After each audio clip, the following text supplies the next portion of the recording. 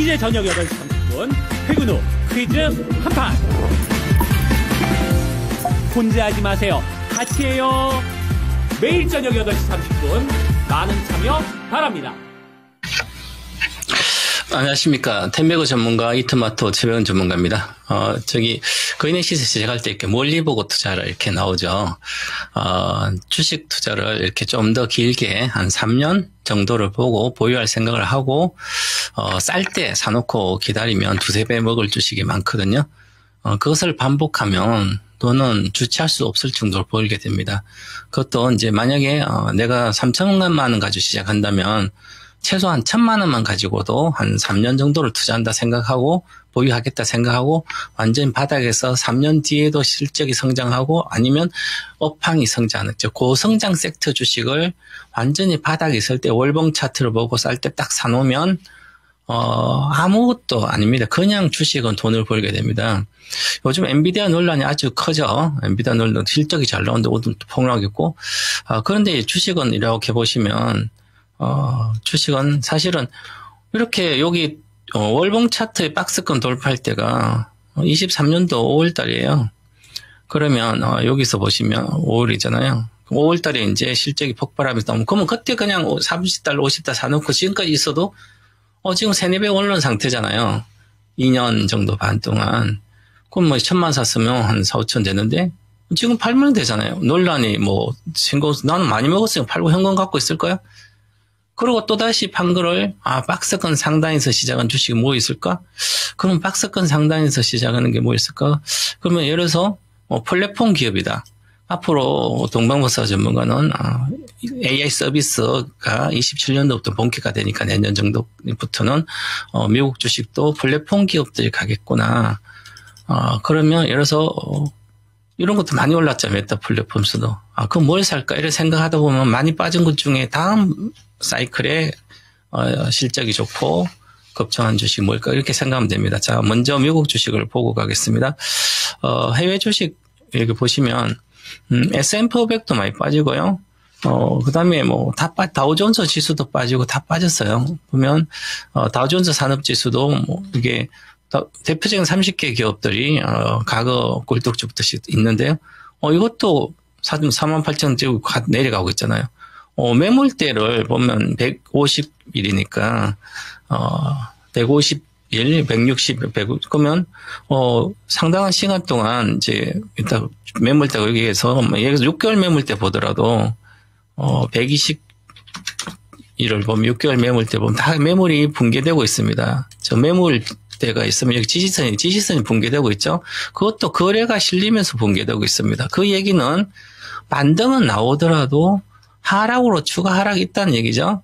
자, 그 다음에, S&P 500을 보시면, 요거는 지금 지지선이 12평선 한 6,700 정도 되는데요. 급락하고 있죠. 6,500이에요. 자, 그러면 이 지지선은, 경기에 S&P 500개 경기에 펀더멘털에 문제가 있으면, 우리 122평선 깨진다 그러잖아요. 그럼 122평 6,400입니다. 지지선 6,400. 그런데 좀 더 길게 보면, 박스권에 지금 다시 들어와 있습니다. 가다가. 그리고 기술적 지표도 보면, 3봉 가 이렇게 나오고 내려갔습니다. 이것은 못 가는 거예요, 당분간. 자, 못 가는 상태에서 그러면 대다수가 내려오면 다시 올라갈 거라고 기회라고 이렇게 생각하고 투자를 많이 급하게 산다든지 많이 그러거든요. 그 일봉 차트 보면 상당히 심각하게 내려오고 있습니다. 침체 들어가고 있으면 아직 하락이 더 끝나면 주봉 차트 보시면 S&P 500을 명확하게 나옵니다. 4월 달에 급락해 4월 7월부터 급등했죠. 다시 급반전했는데 여기서 보면 갑자기 3월 2월부터 해서 급락을 많이 했어요. 지수가 6,100에서 4,700이니까 1,400포인트 빠졌으니까 한 25% 정도 빠졌잖아요. 반등했습니다. 그럼 이 현상을 보면 우리가 이렇게 얘기합니다.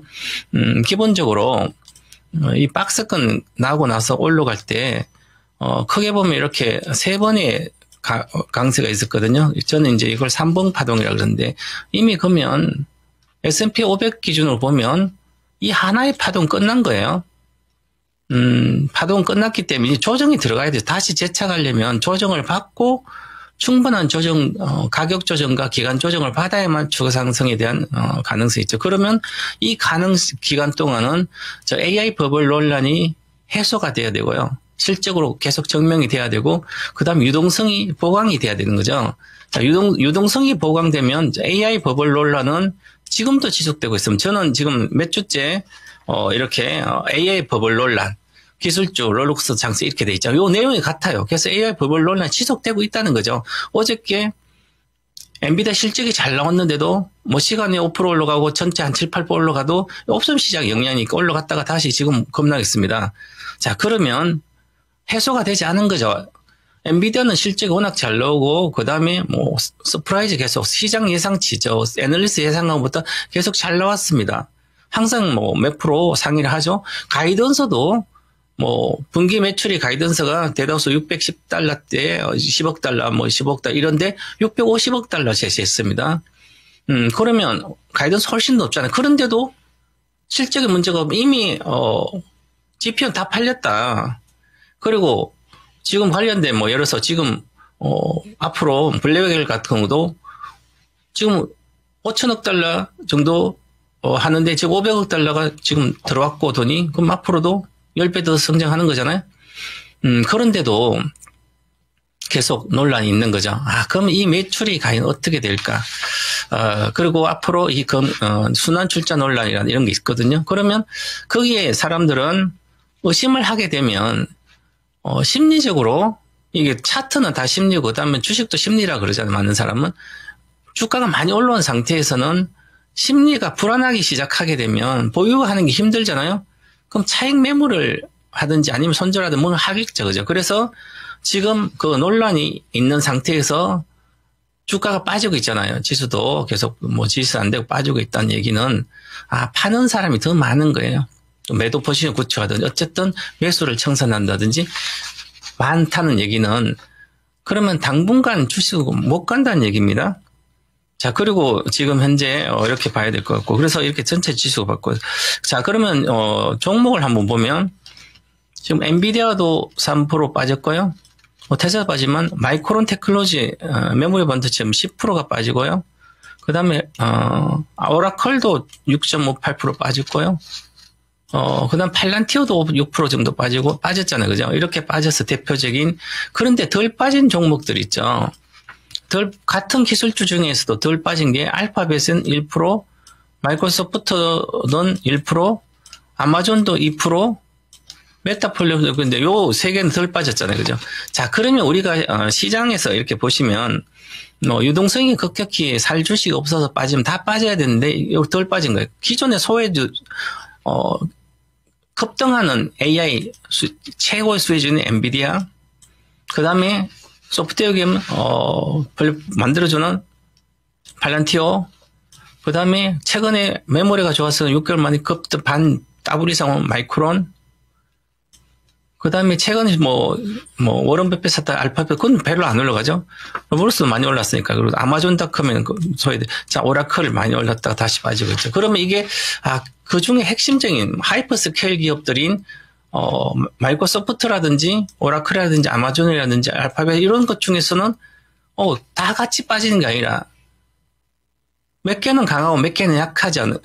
많이 빠지고 적게 빠지잖아요. 그 얘기는, 오늘 저녁에 만기가 21일 날 금요일 날 옵션 만기일입니다. 개별 옵션 만기일이라서 그러면 과연 기존에 있는 이제 옵션 만기일 지난달에 옵션 만기일 급락을 했습니다. 그다음에 이번 주에도 오늘 저녁에 만기니까 어제 급락을 한 거죠. 대다수 기술주들이.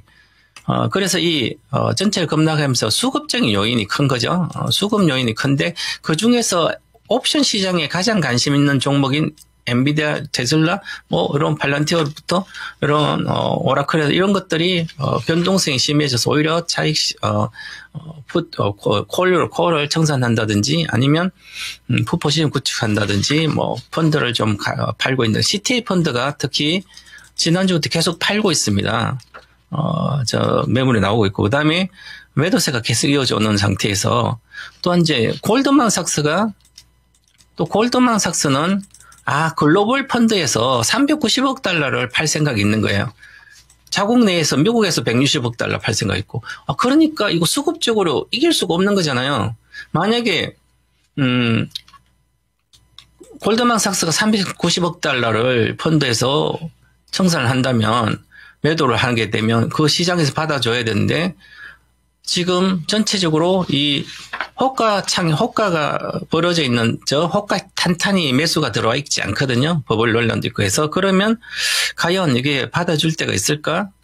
호가창의 잔량이 적자는 얘기죠. 그래서 지금은 변동성이 오히려 크게 예상 그 지지선을 보면 뭐 6,700이다. 62평선이다.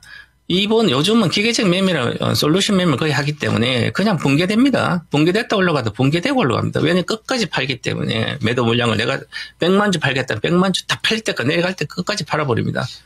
그렇기 때문에 지지선 항상 깹니다. 그럼 122평 지지선도 깬다는 얘기잖아요.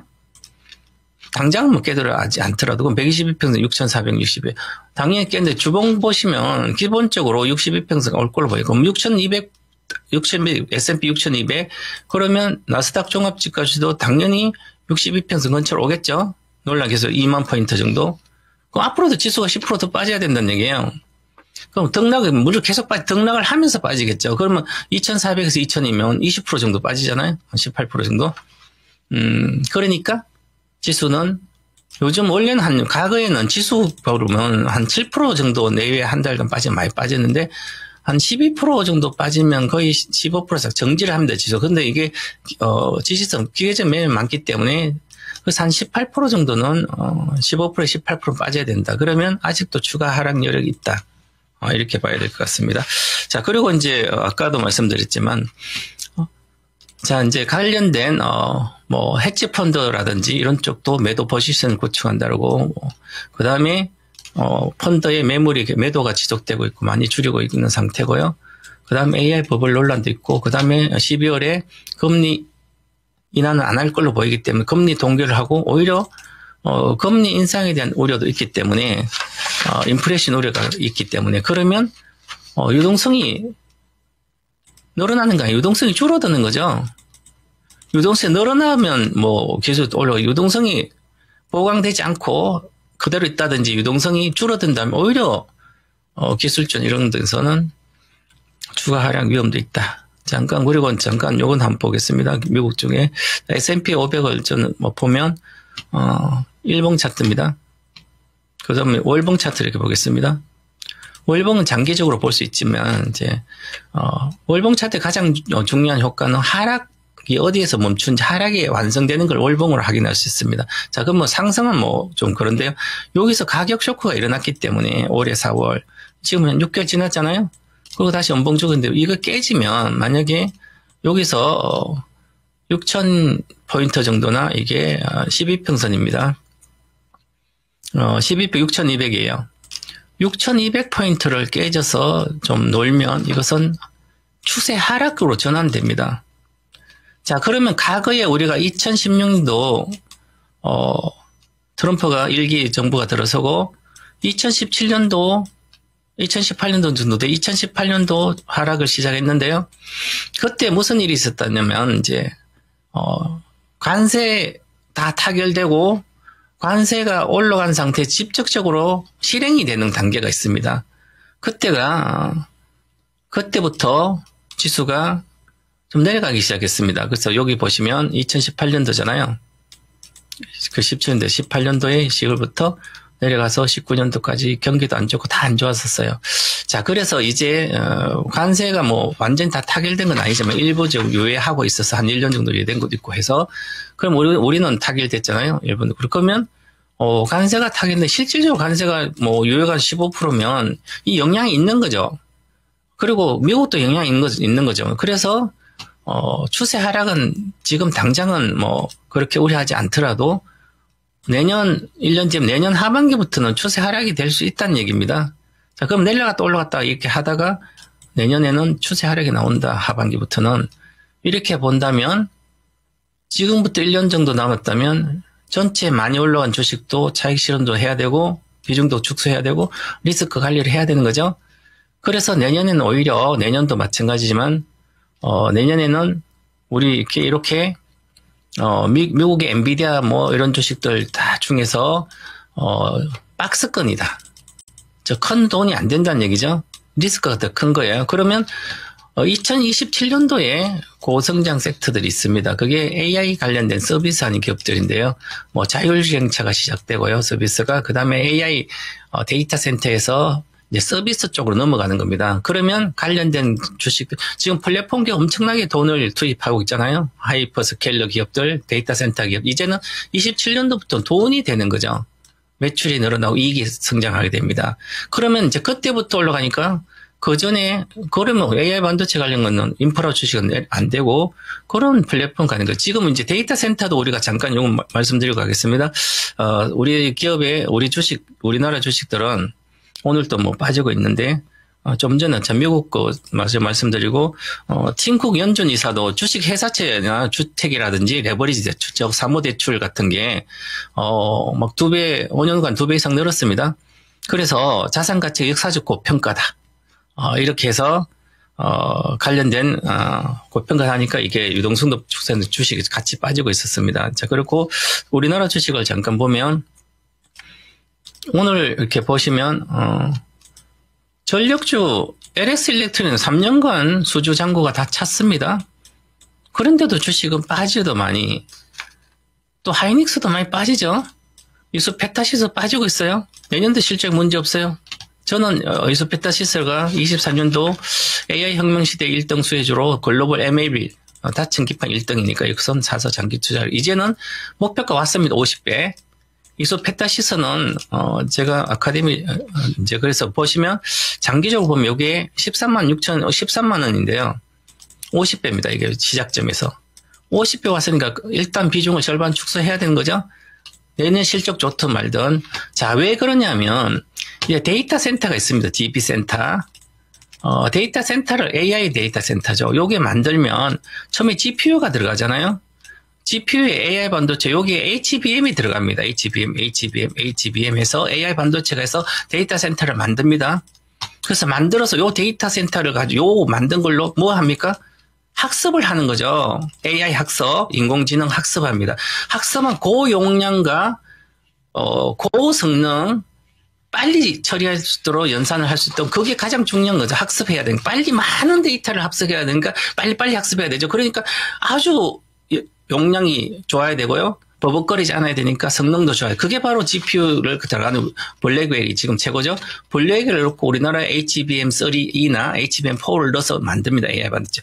그런데 요거 하는데 이제 거의 많이 들어가서 이제는 좀 싼 거 들어가도 되거든요. 이제 여기 해놓고 난 상태 다음 단계 데이터 센터 여기 그러면 AI 반도체에 HBM만 들어가고 GPU만 들어간 거 아니죠? 여기에 또한 메모리 반도체도 들어가게 됩니다. 이제는 그러면 학습을 하다가 이제 추론을 하는 거죠. 학습 데이터 해놓고 나서 추론하려면 이제 서비스 하는 거잖아요. 고객이 물으면 아웃풋을 해줘야 되니까 학습한 걸 가지고 추론해서 해주면 요 추론할 때는 요 고성능도 물론 필요하지만 그냥 메모리 범용 메모리가 있어도 됩니다. 그래서 DDR5라든지 GDDR, 그래픽 DDR이라든지 저전력 LPDDR 이런 게 많이 필요하게 된 거죠. 그래서 이게 우리나라 삼성전자가 잘하는 거잖아요. 하이닉스가 삼성전자의 메모리 반도체 3분의 2가 이거고요. 하이닉스는 3분의 1이 이거예요. HBM을 가 있으니까. 그러면 이제 하이닉스도 보시면 하이닉스도 이제 내년까지 보면 이제 예를 들어서 범용 메모리, 예를 들어서 예를 10나노미터의, DDR 같은 파이프 보면, 요런 게, 정설을 시작해서, 이제, 2000에 한 7배 정도, 월 2만 장에서 내년에부터 하반기 월 16만 장 이상으로 생산할 수 있도록 가게 됩니다. 그러면 하이닉스도, 범용 메모리에서는 내년에부터 실적이 좋아져, 그죠? 그런데 HBM이 3분의 2이기 때문에 이 3분의 2가 평균 단가 올라가지 않는 거예요. 누구나 이제 생산을 많이 하니까 삼성전자 잘하고 다른 데도 잘하니까 중국도 하고 그러면 평균 단가가 높아지지 않으니까 수익성은 삼성전자를 못 따라가는 거죠. 내년에는. 그래서 삼성전자가 훨씬 더 기회가 있는 겁니다. 그래서 지금 개인들 이런 거 분석 안 하니까 하이닉스만 사는데요. 하이닉스는 삼성전자를 보면 지금도 마찬가지지만 삼성전자는 지금 오늘 빠졌지만 이 지분이 52.3이에요. 이게 53%만 돌파하면 사정구 11만 원 돌파하고 13만 원대 갈 거고, 그래서 외국인 지분 어떻게 움직이는지 보면 될 것 같습니다. 자, 그리고 지금 뭐 시장에서는 전체적으로 제약바이오 쪽에 핵심적인 뭐 코롱티 수자 이런 거 좀 올라가고 있는데, 틈새 시장이죠. 지수가 반도체가 안 가니까 그렇게 이해를 하시면 될 것 같고요. 자, 그 다음에 지금 반도체와 대형주, 중소형주 가격값이 다 빠지고 있습니다. 그러니까 지금 내려와서 물린 거 물 타고 그 다음에 단가 낮춘 이런 생각을 절대 하시면 안 됩니다. 지금 내려오니까 반도체 전부 다 기회라고 그러죠. 대다수. 기회가 아니라 하락하면 하락하는 겁니다. 비중을 축소하고 나중에 보고 안정될 때 다시 하더라도. 그래서 반도체 한번 물리면 잘못하면 반타작도 나기 때문에 보시면 원인과 IPS도 마찬가지잖아요. 과거에 밑에서 일제 사야지 위에는 위험한 거예요. 지금은 내려올 때 비중을 축소하는 거지 물 타는 건 아니다. 분할 매수하는 거 아니다. 이렇게 말씀드리고요. 그 다음에 지난주에 제가 말씀을 드렸는데, 자, 보시면 롯데에너지 머티리얼을 지난 이 시간에 이제는 AI 데이터 센터의 네트워크 장비향에 지금부터 시설 증설을 해야 되고 공급 부족이 계속 이어지고 있는 초극 저조도 동박 헤로박에 들어간 두산전자가 이번에 루빈 차세대 엔비디아의 칩인 루빈이 이제 그건 HBM 아닙니다. 루빈 쪽 넣어서 하는 게 아니기 때문에 거기에 헤로박은 이제 두산만 이제 할 걸로 보입니다. 그러면 거기에 들어가는 롯데에너지의 헤로박, 즉 초극 저조도 동박은 4세대는 8만 생산합니다. 4개 업체 중에서 8이 그리고 루빈도 들어가고 다 할 걸로 보이기 때문에 아마 지금 익산공장 공급 부족이 워낙 심하기 때문에 3배 증설을 해도 쉽지 않은 상황입니다. 그래서 향후 2년 동안 네트워크 장비까지 필요하기 때문에 6시지에 그래서 지속적으로 공급 부족이 이어질 걸로 보여서 이런 것은 지난주 금요일 날 제가 또 주봉 보시면 말씀드렸는데요. 이런 것은 틈새 시장에 내년에도 가장 뭐 10만 대 이상은 충분히 갈 수 있는 거다 이렇게 말씀드리고 저는 이제 월봉 차트로 보면 바닥이잖아요. 이제 완전 바닥에서 시작하니까 이렇게 리스크 적은 단계에서 사놓고 기다리면 되는 거죠. 내려가면 뭐 기다리면 되고요. 자, 이렇게 말씀드리고요. 오늘 마무리하겠습니다. 자, 주식 투자 돈 벌기 가장 쉽다 이렇게 말씀을 늘 드리는데요. 금방 월봉 차트 이야기했는데요. 월봉 차트 수렴하고 나서 상향 돌파한 기업들 항상 똑같습니다. 삼성전자도 마찬가지고요.